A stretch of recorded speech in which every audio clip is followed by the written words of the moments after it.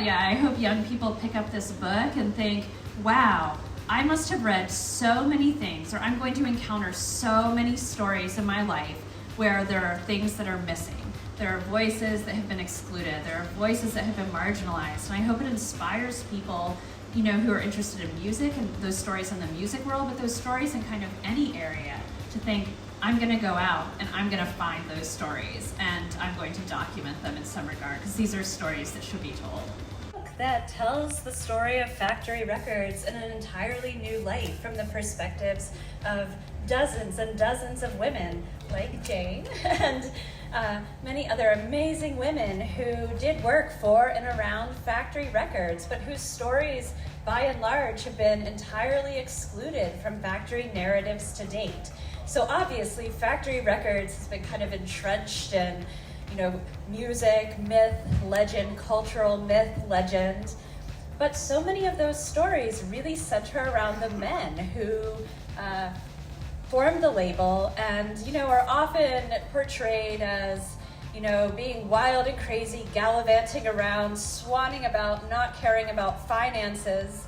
And, well, how do you keep a record label running? How do you promote the artists? How do you get sleeves designed for records? How do you get music videos made? As it turns out, you hire a lot of women to work behind the scenes. And this book is about really telling their stories from their perspectives. So people have asked, is this a takedown of factory records?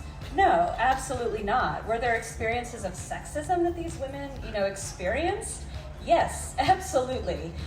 But this is really about getting their stories and including those experiences of misogyny and, you know, working in a really patriarchal culture, but also having a lot of fun while doing it, doing amazing work and being part of this Manchester scene that ultimately spread, you know, to the South, spread across to New York, and just became a massive cultural influence. So that's what the book's about. She started working first with Jeff Barrett, who went on to do Heavenly Records, and Jane ultimately ended up doing a lot of PR, a lot of incredible PR for New Order. And then I thought I'd just come around and end with something that another amazing woman I spoke with for the book said. And I'll tell you, when I was speaking with her and she said this, I knew it was going to be the end of the book. I knew it was going to be the last thing I put in the book. It was Teresa Allen.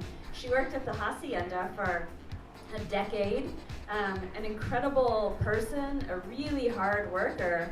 And she told me, you know, I was a little nervous to speak for the book, and she was thinking about it, and her son was friends with people, you know, who know the Hacienda, know it well.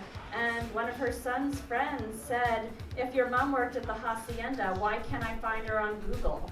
And she said it's because her name hasn't been written down anywhere. In the existing histories, I won't name any names, but Teresa's name got spelled wrong. Teresa's job got mentioned wrong when it got mentioned at all. So she said it was really important to get this story down for history, to get this down for the history books. And then she kind of paused and she said, but do you know what? We put in all this hard work, day in and day out, and we did it because, God damn, it was fun.